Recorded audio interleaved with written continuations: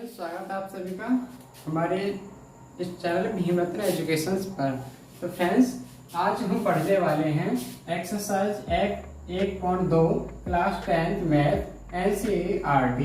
तो फ्रेंड्स, आज हम पढ़ने वाले हैं एक्सरसाइज 1.2 NCERT मैथ से, वो भी क्लास 10th की। तो 1.1 प्रश्नावली हमने इससे पिछली वीडियो में कवर की थी। आज इस वीडियो में पढ़ेंगे हम 1.2 एक्सरसाइज 1.2। तो एक्सरसाइज 1.2 पढ़ने से पहले तो फ्रेंड्स, आपको मैं सबसे पहले बता दूं कि आपको सबसे पहले क्या पढ़ना पड़ेगा, अंकगणित की आधारभूत प्रमेय। यह एक प्रमेय है, तो ये आपको पढ़ना पड़ेगा। यानी 1.2 का चैप्टर फ्लो है अंकगणित की आधारभूत प्रमेय। सबसे पहले आप इसे समझ लीजिए कि अंकगणित की आधारभूत प्रमेय क्या है। उसके बाद हम एक्सरसाइज 1.2 के कुछ क्वेश्चंस करेंगे। तो सबसे पहले आपको अंकगणित की आधारभूत प्रमेय को ढंग से समझना है। इसका एक एक वर्ड मैं आपको बढ़िया तरह से समझाऊंगा, तो ध्यान से सुने। पढ़ते हैं। प्रत्येक भाज्य संख्या को अभाज्य संख्याओं के एक गुणनफल के रूप में व्यक्त यानी गुणनखंडित किया जा सकता है। सबसे पहले इतना ही लाइन समझो, यहाँ से यहाँ तक, कि प्रत्येक भाज्य संख्या को अभाज्य संख्याओं के एक गुणनफल के रूप में व्यक्त किया जा सकता है। ध्यान से देखो, जैसे इसका कहने का मतलब है कि जैसे कोई भाज्य संख्या होगी तो उसे हम दो अभाज्य संख्याओं के गुणनफल के रूप में लिख सकते हैं। जैसे मानो 8, कैसी है ये भाज्य संख्या, तो इसे कैसे लिख सकते हैं, 2 × 2 × 2 अभाज्य गुणनखंडों के रूप में हमने इसे व्यक्त कर दिया।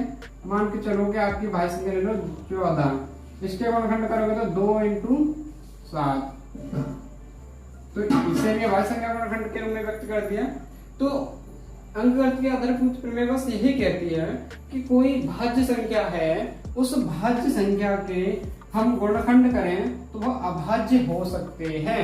उसे किसी भाज्य संख्या को अभाज्य गुणनखंडों के रूप में गुणनफल के रूप में व्यक्त किया जा सकता है। यह क्या कहती है, अंकगणित की आधारभूत प्रमेय। ये एक लाइन और है, इसमें आगे बढ़े कि तथा यह गुणनखंडन अभाज्य गुणनखंडनों के आने वाले क्रम के बिना अद्वितीय होता है। अद्वितीय का मतलब होता है ओनली एक ही, उसका एक ही आंसर होता है। अद्वितीय का मतलब इकलौता।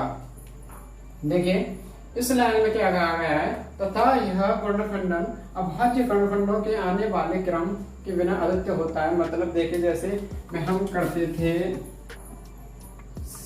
36 ले लो, 36 के आप गुणनखंड करोगे तो कैसे होंगे, 2 × 1 = 2, 2 × 8 = 16, 2 × 9 = 18, 3 × 3 = 9 और 3 × 1 = 3। इसके गुणनखंड कैसे लिखोगे, 2 × 2 × 3 × 3। लेकिन इस अंकगणित की आधारभूत प्रमेय कहती है कि जो हमने क्रम लिखे हैं ना, ये क्रमों पर आधारित नहीं होती है। चाहे इस क्रम को उठा के यहाँ लिख दो, चाहे इस क्रम को उठा के यहाँ लिख दो, चाहे आप ऐसे भी इसे ऐसे भी कर सकते हो। पहले 3 से दे दो 12 बार, फिर 2 से दे दो 6 बार, फिर 2 से दे दो 3 बार, फिर 3 से दे दो 1 बार। तो इसके कैसे बनेंगे, 3 × 2 × 2 × 3। चाहे ऐसे कर लो चाहे ऐसे कर लो, ये क्रमों पर आधारित नहीं होती है। अंकगणित की आधारभूत प्रमेय ये क्रमों पर आधारित नहीं होती है। किस पे आधारित होती है, ओनली आंसर पर, कि आंसर क्या आ रहा है। ये क्रमों पर आधारित नहीं होती है। इसका अद्वितीय हल होता है, मतलब उसका एक ही आंसर आता है, चाहे ऐसे करो चाहे ऐसे करो। तो मैं आशा करता हूँ आपको अंकगणित की आधारभूत प्रमेय समझ आई होगी। क्या होती है कि ऐसी कोई भाज्य संख्या, कोई भी भाज्य संख्या, उसे हम दो अभाज्य संख्याओं के गुणनफल के रूप में व्यक्त कर सकते हैं। जहां पर किसी भाज्य संख्या के जो गुणनखंड आएंगे उनके जो क्रम होते हैं वे अद्वितीय होते हैं। उनका कोई क्रम फिक्स नहीं होता है कि उसे कैसे लिखना होता है। ओके, तो अंकगणित के आधारभूत प्रमेय बस इतनी ही थी। ये एक प्रमेय है, इसे याद कर लें। तो अब एक्सरसाइज 1.2 के हम कुछ प्रश्न लिखें। चलते हैं। चलो देखिए है आपकी प्रश्नावली एक्सरसाइज 1.2 का पहला प्रश्न क्या कह रहा है, निम्नलिखित संख्या को अभाज्य गुणनखंडों के गुणनफल के रूप में व्यक्त कीजिए। तो इसमें वही काम करेंगे जो अंकगणितीय आधारभूत प्रमेय हमने अभी बताई थी कि कोई भाज्य संख्या है उसे दो अभाज्य संख्याओं के गुणनफल के रूप में व्यक्त कर सकते हैं, जहां उनका जो क्रम होता है वो फिक्स नहीं है, चाहे उसे कैसे भी लिख सकते हो। तो आप सबसे पहले इनके गुणनखंड, मेरे हिसाब से तो इनके पहले गुणनखंड कर लीजिए, क्योंकि इसके तो हम कर लेंगे वैसे फैक्टर, इसके भी कर सकते हैं, लेकिन ये बड़ी संख्या है इनके नहीं कर पाएंगे। तो गुणनखंड कर लीजिए। सबसे पहले इसके 140 के क्या होंगे, 2 से दोगे 7 बार 2 7 14 0, 2 से दोगे 2 3 6 बचेगा 1, जहाँ हो जाएगा 10, 2 पंजे 10, 5 से दे दो 5 सत्ते 35 और 7 एकम 7। ठीक है, तो अब इनके जो गुणनखंड आए, फैक्टर आए, तो इन्हें एक साथ लिख लीजिए। 2 × 2 × 5 × 7। तो 2 कितनी बार आया, 2 बार, तो 2 की घात 2 × 5 × 7, ये हो गया हमारा आंसर। समझ में आया? क्या करना है, बस इसके गुणनखंड करो और ये गुणनखंड आए कौन सा कितनी बार सिर्फ पावर चढ़ा दो, इतना ही काम करना है पास। ठीक है, अगला प्रश्न देखो। पहले का आंसर था, दूसरे का देखो 156। कुछ नहीं फ्रेंड्स, बस हमें गुणनखंड ही करना है। 2 7 14, 2 8 16, 2 3 6, 2 9 18, 3 1 3 3 3 का 9 और 13 1 13। कितने आए गुणनखंड, 2 × 2 × 3 × 13। तो 2 कितनी बार आया, 2 बार, × 3 × 13। ये इसका आंसर हो गया। बताओ कितने सिंपल क्वेश्चन है, कुछ है इसमें, कुछ भी नहीं है। देखा कितने सिंपल बढ़िया तरह से कर रहे हैं हम। इसको करके देखो, तीसरे वाले को क्या है, 3825। कोई दिक्कत नहीं। पहले इसमें देखो 3 से डिवाइड जाएगा, नहीं जाएगा, 3 से चला जाएगा तो ठीक है। 3 से कैसे चेक करते हैं, पूरे अंकों को जोड़ के इसमें 3 से डिवाइड जा रहा है तो पूरी संख्या में 3 से डिवाइड चला जाएगा। 8 और 3 11 और 2 13 और 5 18, 3 से चला जाएगा। 3 से 2 3 1 3, 3 दूनी 6 बचा 2, 7 21, 5 3 15। अब देखो 2 3 और 7 10 और 5 15, 3 से जाएगा। 3 चौक 12, 3 दूनी 6, 5 3 15।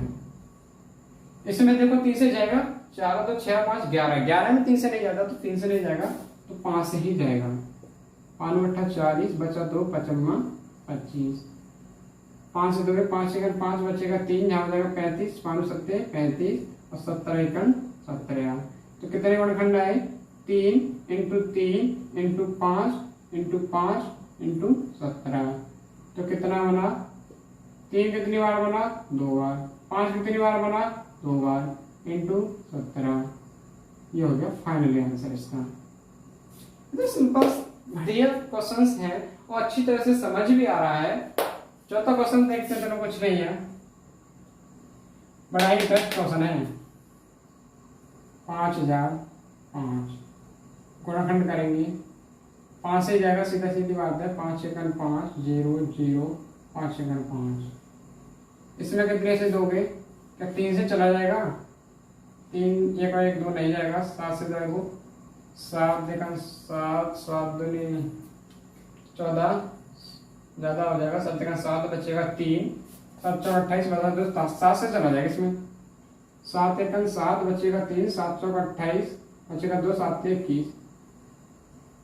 इसमें कितने से दोगे,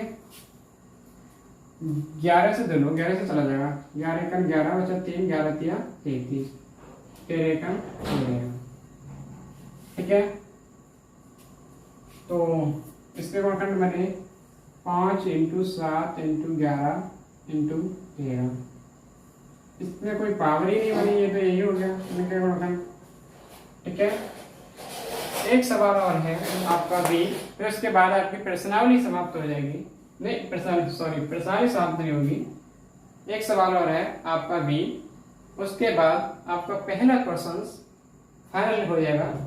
उसके लिए हम थोड़ा सा इसे रफ करते हैं। इसमें कितने से जा रहा है? 17 से। 17 से दोगे इसमें 17 का 17, 17 दूनी 34, 17 51, 17 चौका 68, 17 पंजे 85, ज्यादा हो जाएगा। 17 चौका 68, बचेगा 6 जहाँ जाएगा। 17 51 बचेगा 11, 17 सत्ते 119। बढ़िया, बहुत अच्छे गए। 17 के बाद इसमें डिवाइड जाएगा आपका भाई, वो है 19। 19 से चला जाएगा, दे लो 19 दूनी 38, 19 57 ज्यादा हो जाएगा। 19 दूनी 38, 39 40 5, 19 57। उसके बाद तो 23 से ही जाएगा, क्योंकि ये अभाज्य संख्याओं से ही देने हैं हमें, क्योंकि अभाज्य संख्याओं के गुणनफल के रूप में व्यक्त करने हैं। तो ये कौन सा क्वेश्चन का आंसर है? वी है ना, ठीक है, यानी वी। तो इसके बाद फैक्टर बने 17 इंटू 19 इंटू 23। यही हुए इस पहले क्वेश्चन का सभी आंसर। ठीक है फ्रेंड्स, आपसे नोट कीजिए। तो फ्रेंड्स बस आज की वीडियो में हम पहला ही प्रश्न करेंगे। अब इस प्रश्नावली से आगे के जो प्रश्न हैं उन्हें नेक्स्ट वीडियो में पार्ट एक्सरसाइज 1.1 पार्ट 2 में मिलेंगे।